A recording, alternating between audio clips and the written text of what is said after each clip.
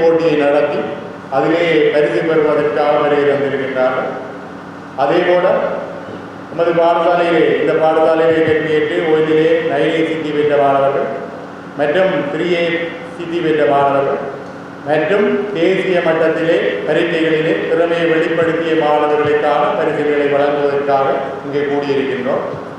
இந்த பரிசுகளை ஏன் வழங்குகின்றோம் அப்படி என்று சொல்லி அவர் தன்னுடைய உரையிலே சொல்லுவார். அவர் தனது தாயார் சௌபாகியவதி ராஜரத்னம், தனது மனைவி பத்மாவதி செல்வஸ்கந்தா ஆகியோரது ஞாபகார்த்தமாகவும் மற்றும் மாணவர்களிடையே இந்த கணித விஞ்ஞான அறிவை மேம்படுத்துவதற்காகவும் அத்துடன் கணித விஞ்ஞான பிரிவிலே கேட்கின்ற மாணவர்களை உயர்தர வகுப்பிலே கல்வியேற்பதற்கு மாணவர்களை ஊக்கப்படுத்துகின்ற நோக்கத்தோடும் மற்றும் சமூகத்திலே தற்போது தேவைப்படுகின்ற கணித விஞ்ஞான அறிவு தொழில்நுட்பத்தில் சார்ந்த அறிவுகளை பெறுவதற்கு தூண்டுவதற்காகவும், அதாவது பெரிய தொகையைத்தான் பரிசாக வழங்கப் போகின்றார். அந்த பரிசுகள் அவர்களை ஊக்கப்படுத்துவதற்காகவும் அத்துடன் இவ்வாறு திறமையை வெளிப்படுத்துகின்ற மாணவர்கள் தொடர்ந்து கல்வியிலே இடர்படுகின்ற பொருளாதார ரீதியாகவும் வேறு காரணங்களாலேயோ இடர்படுகின்ற மாணவர்களுக்கும் உதவி செய்கின்ற பல சந்தர்ப்பங்களை நாங்கள் பார்த்திருக்கின்றோம். தனிப்பட்ட முறையில் குறித்து உதவி செய்கின்றார். ஆகவே இந்த மாணவர்கள் இந்த திறமைகளை வழிகாட்டியதன் போது தொடர்ந்தும் கல்வியிலே சிறந்து விளங்கி நாட்டிற்கும் நல்ல பிரஜைகளாக வர வேண்டும் என்று கேட்டுக்கொண்டு, எங்களுக்கு ஒரு மோட்டிவேஷன் இல்லாட்டி ஒன்றையும் செய்ய மாட்டோம். அதாவது ஒரு போட்டி இருக்கின்றால் அதுக்கான தயார்படுத்தல், அதுக்கான வேலைகளை செய்வோம். ஆனபடியால் இந்த மோட்டிவேஷன், அதாவது எங்களை எல்லாரும் இது காமன் போட்டி வைக்காட்டி எல்லாரும் அதை பற்றி கவனிக்காமல் இருப்பினும், இதை பற்றின ஈடுபாடு இல்லாமல் இருப்பினும் அவர்களுடைய செயற்பாடு மந்தமாக இருக்கும். ஆனபடியான முதலாவது போட்டியாளர்கிட்ட தன்மை அனைவரையும் மோட்டிவேட் பண்ணுறது, ஊக்குவிக்கிறது. அவர்களை இந்த போட்டிகளில் பங்கு பெற்றுறதன் மூலம் அவர்களுடைய திறமையை வளர்த்து கொள்ள செய்கிறது. இது முதலாவது நன்மை. இந்த போட்டிகளால் எல்லாரையும் ஊக்குவிக்கும். அடுத்தது, இந்த போட்டிகளில் இருக்கிற ஒரு தன்மை என்னென்றால், எங்களுடைய மாணவர்கள் பொதுவில் பாடத்திட்ட பிறப்புக்குள்ள தங்களுடைய அறிவினை சுருக்கி கொள்ளாமல் அதற்கு வெளியாலேயும் தங்களுடைய அறிவுகளை வளர்க்க வேண்டும் என்றது இந்த போட்டிகளின் முக்கியமான நோக்கம். புதுப்போட்டி, கணித விஞ்ஞான புதுப்போட்டி என்றால் சரியான இன்டெலெக்சுவலான பிள்ளைகளுக்கு ஒரு சேலஞ்ச், இப்போவும் ஒரு சேலஞ்சு. அதாவது ஒரு உங்களுக்கு வழங்கப்பட்ட ஒரு சேலஞ்சை ஏற்றுக்கொண்டு அதில் வெற்றி பெறுறன்றது ஒவ்வொருவருக்கும் சந்தோஷமான விஷயம். ஆனபடியால் இது உங்களோட பாடத்திட்ட பரப்பிற்கு வெளியால் உள்ள உங்களுடைய அறிவையும் இதுக்குள்ள புகுத்தி நீங்கள் பரந்துபட்ட ஒரு அறிஞனாக வருவதற்கு இந்த போட்டி உதவி செய்யும். இது முதலாவது காரணம். ரெண்டாவது காரணம், நாங்கள் இந்த போட்டியில் சொல்கிறது என்னென்றால், ஒன்று, எல்லாருக்கையும் திறமை இருக்குது. ஆனால் திறமை அப்படியே உள்ளுக்க இருந்தால் ஒருத்தருக்கும் தெரியாது. அப்போ குடத்தில் விட்ட விளக்கு மாதிரி அது உள்ளுக்கே இருக்கும். அந்த விளக்குகளை நாங்கள் ஒரு குன்றின் மேலே ஏற்றி வச்சாதான் அது பிரகாசமாக எல்லாருக்கும் தெரியும்.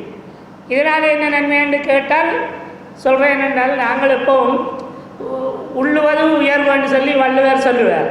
அதாவது உயர்ந்தவர்களை பார்த்து நாங்களும் உயர நினைப்போம். அதுதான் இதனுடைய சிறப்பு. அதாவது ஒரு மாணவனுடைய திறமையை எல்லாருக்கும் வெளிச்சமாக வரக்கூடிய விதத்தில் நாங்கள் அமைத்து கொடுக்கறது மற்றவர்களையும் அப்படி வர தூண்டுற ஒரு விடயம்.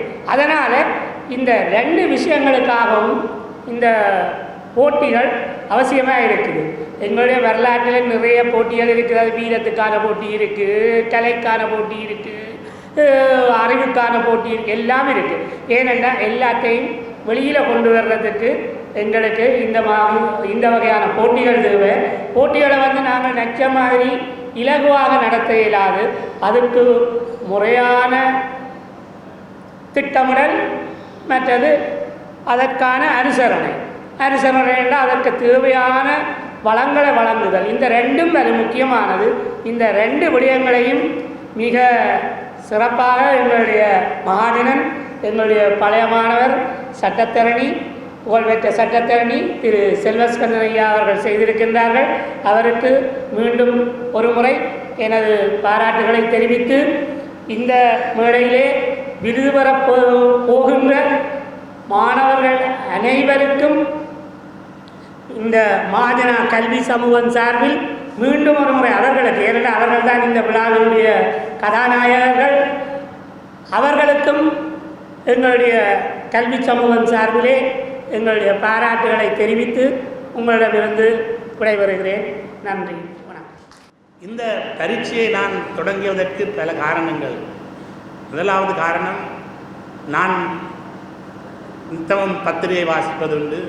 2013-14 ஆண்டுகளில் வடமாகாண பரீட்சை தேர்ச்சியை, பர்டிகுலர்லி உயர்தர பரீட்சை தேர்வுகளை பார்த்தபோது எனது மனம் வருத்தமடைந்தது.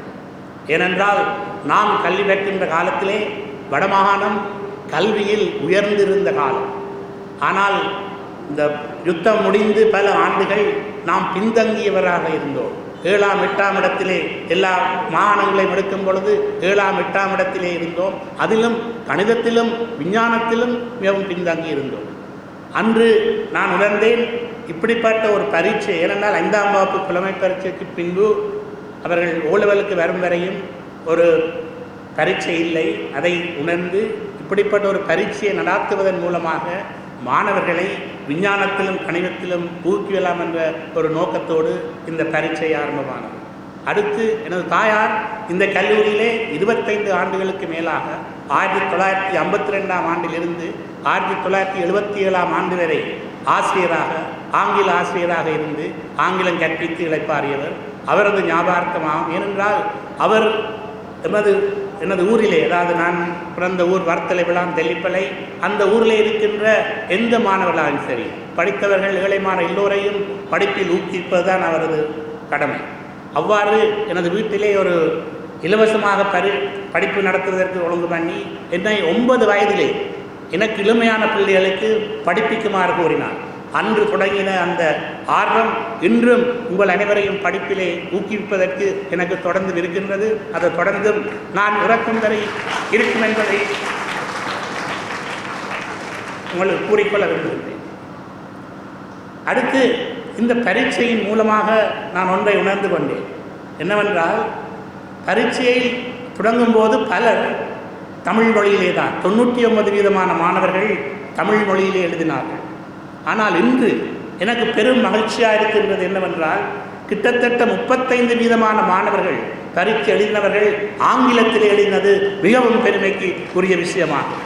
மாணவ மாணவிகளே, தொடர்ந்து ஆங்கிலத்தை படியுங்கள். ஏனென்றால் நமது அதிபர், இந்த கல்லூரியின் சிப்பி, அவர் தனது 57ஆம் ஆண்டு மகாஜனன் மேகசினில் எழுதினார், எமது இந்த அரசாங்கம், இலங்கை அரசாங்கம் மாணவர்களுக்கு சுயபாஷையில் கல்வியை கற்க முனைந்தாலும் இந்த கல்லூரி தொடர்ந்து ஆங்கிலத்தை படிப்பிக்கும். ஏனென்றால் அவரது தீர்க்க தரிசனத்தை பாருங்கள். என்ன சொன்னார் அந்த புத்தகத்திலே எழுதினார், தனது உரையிலே எழுதினார், எமது மாணவர்களுக்கு இந்த நாட்டில் வசதி இல்லாமல் போனாலும், வாய்ப்புகள் கிடைக்காமல் போனாலும், அவர்கள் வெளிநாட்டில் சிறந்து வாழ்வதென்றால் அவர்களுக்கு ஆங்கிலம் ஒரு முக்கியம் என்பதை அந்த தனது மாதனிலே ஆசிரியர் உரையிலே சிறப்பாக எடுத்துக் கூறினார். Our children have to study in English medium. Why? If they don't have any opportunities in this country, they will seek the opportunities elsewhere and they will do better than what they are doing here. அதுதான் இன்று எமது புலம்பெயர்ந்த மக்களுக்கு நடக்கின்றது. பாருங்கள், 57ஆம் ஆண்டு தனது உரையிலே கூறின வார்த்தைகள். இவ்வளவு காலம் யுத்தத்தில் நாம் எவ்வளவு கஷ்டப்பட்டாலும் எமது சந்ததியினர் வெளிநாடு சென்று உழைத்து இன்று சந்தோஷமாக இருப்பதென்றால் அதற்கு காரணம் கல்வி செல்வம். கல்வி செல்வம் என்பது ஒரு அழியாத செல்வம். அறிவு என்பது உங்களிடமிருந்து எவரும் பறித்து கொள்ள முடியாது. ஆனால் உங்கள் வீட்டில் இருக்கிற சொத்துக்களை திருடன் வந்து திருடி கொண்டு போகலாம், நகைகளை திருடி கொண்டு போகலாம். ஆனால் உங்கள் மூளையிலே பதிந்து நிற்கின்ற அந்த அறிவை யாராலும் திருட முடியுமா? திருடவே முடியாது. ஆனால் அந்த அறிவை எப்படி வளர்ப்பது என்பதை வள்ளுவர் கூட தனது கல்வி அதிகாரத்திலே மிகவும் அழகாக குறிப்பிட்டிருக்கிறார். அதாவது நூல்களை படிப்பதன் மூலம் உங்கள் அறிவுகளை வளர்ப்பீர்கள். ஏன் ஒரு மண் தொட்டியிலே மண்ணை, அதாவது மணற்கரையிலே மண்ணை கிண்டும் போது தண்ணீர் வந்து கொண்டிருக்கு. அதுபோல நீங்கள் நூல்களை படிக்கும்போது உங்கள் அறிவு வளர்ந்து கொண்டிருக்கு. மாணவர்களாகிய உங்களுக்கு நான் சொல்வது அறிவுரை என்னவென்றால், நன்றாக வாசியுங்கள், உங்கள் அறிவை வளருங்கள். ஏனென்றால் அந்த அறிவுதான் என்றும் உங்களை தலைத்துவங்க வைக்கும். ஆகவே தயவு செய்து இன்றிலிருந்தாவது ஒரு நாளைக்கு உங்கள் பாட புத்தகங்களை தவிர்த்து ஏனைய புத்தகங்களை படியுங்கள். அந்த அறிவுதான் உங்களை ஒரு சிறந்த மருத்துவராகவோ பொறியியலாகவோ சட்டத்திறனியாகவோ உங்களை உருவாக்கும். இன்று நான் கொழும்பு மாநகரத்திலே சரி, கொங்கமிலே சிறப்பான ஒரு சட்டத்திறனியாக இருந்ததற்கு காரணம் என்னவென்றால், அந்த நாளிலே நாங்கள் எமது மிகுதி நேரத்தை படிப்பு பாடசாலை முடிந்த பின்பு எமது மிகுதி நேரத்தை எமது கல்லூரி இருக்கின்ற லைப்ரரியிலே வாசியால் இருந்து பலகள் கம்ப ராமாயணம், மகாபாரதம், ராமாயணம், திருவருட்பயம், திருக்குறள் என்பவற்றை அறிவுற கற்றதன் காரணமாகத்தான் நாம் இன்று இந்த நிலையில் இருக்கின்றோம். இன்றும் எனது கந்தூரிலே லஞ்ச் நேரத்திலே, மதிய போச நேரத்திலே சிங்கள மக்களுக்கு என்னோட வேலை செய்கின்ற உப சட்டத்திறன்களுக்கு கூறுவேன், திருக்குறளை படியுங்கள். ஏன், அதில் வள்ளுவர் வாழ்க்கையை பற்றி அழகாக கூறுகின்றார். எனக்கு தெரியாது இப்பொழுது திருக்குறள் பரீட்சையில் இருக்கின்றதா, எனக்கு தெரியாது. ஆனால் இருந்ததோ இல்லையோ படியுங்கள், கல்வி அதிகாரத்தை படியுங்கள். அதிலே சிறப்பாக சொல்லுகின்றார் திருவள்ளுவர் கல்வியின் மகிமையை பற்றி. அதாவது அவர் சொல்லுகின்றார் ஒரு இடத்திலே, கல்வி என்பது என்றும் எங்கும் எந்த கல்விக்கு ஒரு எல்லை இல்லை. எந்த நாட்டிலும் கல்வியினால் நீங்கள் வாழலாம். ஆனால் ஒரு அரசனை எடுங்கள், அவன் ஒரு எல்லைக்குள்ளே தான் அரசன். அந்த எல்லையை மீறினால் அவன் அரசன் அல்ல. ஆனால் கல்வி அறிவு உள்ளவன் எல்லையை மீறி செல்லும் போதும் எங்கும் அவன் ஒரு சிறப்பாக வாழ்வதற்கு கல்வி வழி கொடுக்கும். ஆண்டவன் ஏன் நமக்கு கண்களை தந்தார்? சிந்தித்து பார்த்துருக்கலாம். கண்கள், 2 கண்களையும் ஆண்டவன் தந்தது படிப்பதற்காகவும் வாசிப்பதற்காகவும் உங்கள் அறிவை ஊட்டுவதற்காகவும். திருவள்ளுவர் வடிவாக சொல்லுகின்றார் குரலிலே, கண்களை நீங்கள் ஒழுங்காக பாய்க்கவிட்டால் அந்த கண் ஒரு புண்ணுக்கு சமம் என்றார். ஏன் புண்ணென்றால் அதை நீங்கள் பாவிக்கல. ஆனால் கண் எண்ணையும் எழுத்தையும் உங்களுக்கு அறிவூட்டுகிறது 2 கண்ணும். அந்த 2 கண்களையும் நீங்கள் ஒழுங்காக பயன்படுத்தி உங்கள் கல்வி அறிவினை வளர்க்கவில்லை என்றால் இந்த 2 கண்களும் இருந்து பயனில்லை. ஆகவே மாணவ மாணவிகளே, இன்று முதல் தயவு செய்து அறிவை வளருங்கள். கல்வி புத்தகங்கள் மட்டுமல்ல, எந்த புத்தகம் உங்கள் கையிலே வருகின்றதோ அதை படியுங்கள்.